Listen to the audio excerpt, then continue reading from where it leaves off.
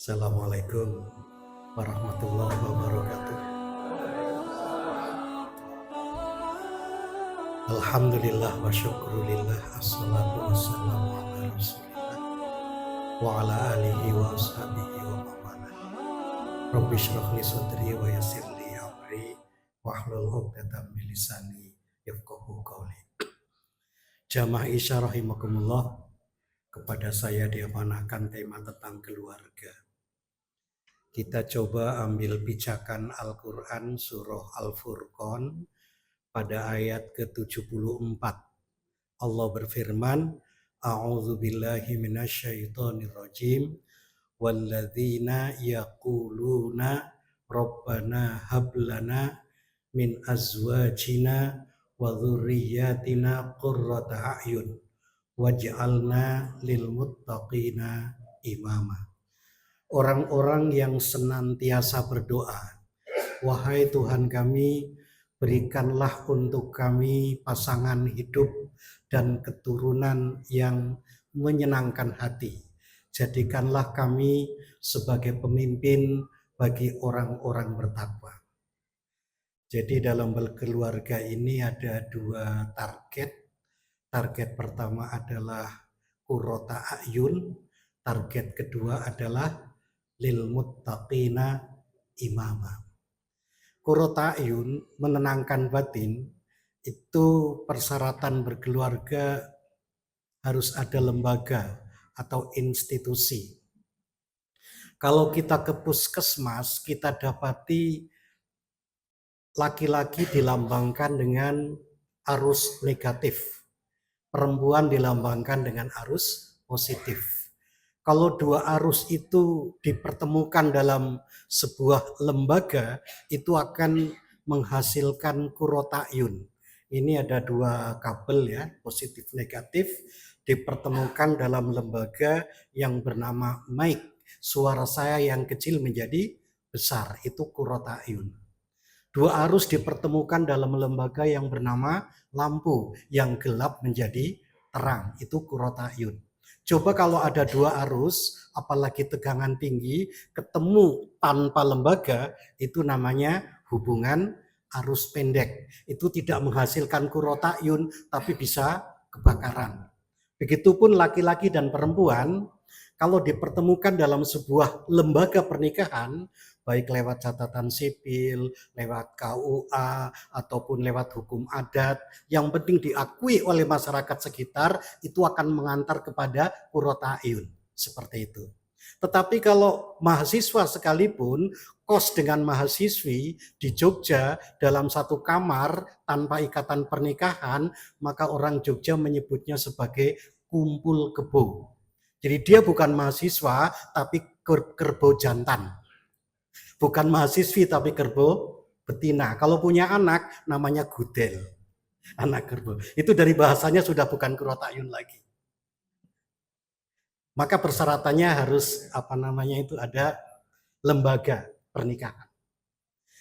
Makanya qurrata a'yun itu sifatnya menjadi netral, bebas nilai. Siapapun yang berkeluarga itu akan mendapatkan qurrata a'yun, baik orang Islam, orang Buddha, orang Hindu, apa segala macam. Setidaknya qurrata a'yun ada 3. Yang pertama sakinah, yang kedua mawaddah, yang ketiga rahmah. Sakinah, sikin tahu sikin ya, pisau. Itu kalau kita motong ayam, itu setelah dipotong ayam itu menggelepar-gelepar. Setelah itu dia mati diam. Jadi sakinah itu diam setelah menggelepar-gelepar. Jadi sebelum punya pasangan hidup masih menggelepar-gelepar ke sana kemari. Begitu nikah, diam. Maka di kamar terus, kamar disebut sakan. Tempat orang yang diam, istirahat, tidak boleh diganggu. Yang kedua mawaddah. Mawaddah itu nuansanya semangat, agresif, semangat. Wadda katsiru min ahlil kitab lau yudillunakum. Orang-orang ahli kitab semangat sekali kalau bisa mengantar kita menjadi orang yang tersesat, kembali kepada kekafiran. Begitu teman Tenbar itu semangat gitu loh. Wanita semangat, pria juga semangat, segera punya keturunan. Yang ketiga adalah rahmah. Rahmah itu nuansanya kasih sayang. Mungkin semangatnya sudah berkurang karena sudah kakek-kakek, nenek-nenek. Tetapi kasih sayangnya semakin kuat. Nah, itu namanya sakinah. Nah, sakinah seperti ini itu tidak hanya untuk manusia saja, hewan-hewan juga sakinah. Lihat itu ayam ya, itu kan suaminya tidak mau bertanggung jawab. Sehingga induk ayam itu single parent. Tapi betul-betul dia sakinah. Ya. Begitu menetas, kita mencoba mengambil seekor anaknya, induknya akan melawan. Dia akan memberikan makan kepada anaknya sebelum kenyang semua, dia belum makan sendiri. Kalau melihat ada burung elang, semua anaknya dipanggil, lalu dilindungi. Wahai elang, kau bisa menyambar seekor anak saya, langkai dulu bangkai saya. Luar biasa. Kalau sudah kondisi aman, dia selonjor di tanah, ya main-main dengan anaknya. Mungkin anaknya dia mengatakan pada ibunya, wahai ibu, mana bapak kita? Tuh banyak bapak. Itu sakinah, tidak ada ayam yang aborsi. Betul-betul dia bertanggung jawab. Saya punya teman dulu di sini namanya Pak Sujati almarhum. Dia cerita waktu di Gunung Tembak dia melihara angsa. Satu ketika ada tamu datang pinjam pejantan angsa. Rupanya pejantan angsa yang dimiliki Pak Sujati itu lagi menunggu istrinya yang mengerami telur. Jadi rupanya kalau induk angsa mengerami, itu suaminya setia nunggu di depannya. Lalu diambil karena dipinjam menjadi pejantan angsa. Pak Sujati kaget karena ternyata semua telur yang dierami tidak ada yang menetas. Padahal ketika ditungguin oleh suaminya menetas semua. Oh, rupanya angsa juga sakit hati karena ditinggal kawin lagi. Luar biasa. Padahal ketika menetas itu kan induk angsa sama suaminya jalan bersama-sama, anaknya di tengah begitu dilindungi. Betul-betul kurotayun. Jadi kurotayun artinya masih umum, berlaku untuk manusia, berlaku juga untuk hewan. Masih bebas nilai. Sehingga apa nilai pernikahan sehingga diridhoi oleh Allah? Nilainya adalah waj'alna lil muttaqina imama. Ketika kita menikah dalam kerangka untuk membangun kepemimpinan orang yang bertakwa dalam skala keluarga. Nanti keluarga bertakwa semua membangun masyarakat yang bertakwa. Kan begitu? Walau anak ahlal qura amanu wattaqwa, akhirnya berkah turun terus. Nah, karena saking beratnya ini menjadi orang bertakwa, ya, di mana suami nanti menjadi imam, istri anak menjadi makmum, tugas dasarnya adalah ku anfusakum wa ahlikum naro. Seorang laki-laki ketika dia nikah itu sebenarnya misakon gholidho, yakni sumpah yang sangat kuat, ya, karena menerima amanah. Katakanlah amanahnya namanya siapa wanita itu, Juminem misalnya, bapaknya namanya Pak Jumno, lalu dia nikahkan Juminem dengan seorang laki-laki dari Sulawesi Selatan namanya Bacok. Maka Pak Jumno menjabat tangan Bacok, wahai Bacok, aku nikahkan kamu dengan anakku sematawayang yang bernama Juminem dengan mahar seperangkat alat sholat dibayar tunai, aku terima. Maka ketika dia sudah menerima, itu bukan menerima Juminem secara gelondongan saja, tapi yang diterima adalah serah terima tanggung jawab. Tadinya untukku anfusakum wa ahlikum naro, tanggung jawab itu diamanahkan kepada Pak Jumeno. Tetapi ketika diserahkan kepada Bacok, maka amanah itu diambil alih oleh Bacok. Sehingga pada dasarnya nikah adalah serah terima jabatan khilafah, kepemimpinan. Maka itu disebut misakon gholidho. Untuk itu, karena ini sangat berat sekali begitu, Allah Subhanahu wa taala kelihatan dalam Al-Qur'an itu memaparkan begitu banyak tentang pernikahan. Saya ambil satu contoh kasus pernikahan yang lengkap dari pranikah, nikah dan pasca nikah. Itu ada pada Al-Qur'an menerangkan tentang Nabi Musa. Katakanlah Nabi Musa sebelum menjadi nabi, dia mukul orang di kerajaan Firaun, begitu dipukul sekali mati, lalu dia jadi DPO, daftar pencarian orang, lari terus sampai ke Madian. Di Madian dia dapati 2 orang gadis duduk-duduk, lalu ditanya, kenapa Anda duduk di sini? Itu kakak, aku menunggu penggembala-penggembala kambing meminumkan kambingnya. Kalau mereka sudah selesai semua baru giliran saya. Di mana kambingmu? Itu yang sana. Lalu Musa membawa kambing itu dikasih minum. Setelah itu 2 anak gadis itu pulang, karena lebih awal pulangnya tentu bapaknya yang bernama Syuaib kaget. Kok tumben pulangnya lebih awal? Pak, ada seorang pemuda yang berbaik budi. Dia begitu punya jiwa empati ya, memberikan minum pada kambing-kambing kita. Ya. Akhirnya Syuaib menyuruh salah seorang anak gadisnya untuk memanggil Musa untuk diberi upah. Dalam Al-Quran indah sekali Allah menyatakan wajaat ihdahuma tamshi alastihyain. Salah seorang anak gadis itu tamshi, dia berjalan menuju Musa alastihyain. Apa alastihyain? Malu-malu kucing kah? Apa? Tersipu-sipu barangkali. Mendekati tersipu-sipu. Maaf kakak, Bapak memanggil untuk memberi upah terhadap kakak yang telah memberi minum kambing kami. Ringkat cerita dia berangkat sampai di tempatnya Syuaib, lalu Musa menceritakan proses perjalanannya, langsung Syuaib memberikan perlindungan, najauta minal qaumidz dzalimin. Oke, kau di sini selamat dari kaum zalim, kami melindungi. Nah, salah seorang anak gadis itu ya, nyeletuk kepada Syuaib.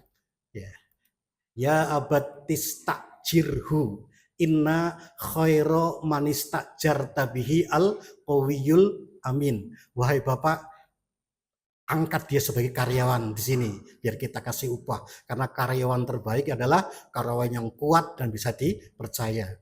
Rupanya Syuaib melihat, rupanya anak saya jatuh hati ini. Lalu akhirnya Syuaib langsung ngomong kepada Musa, ini uridu an ungkihaka ihdabnatai hatain. Wahai Musa, aku kepingin menikahkan salah seorang putri saya.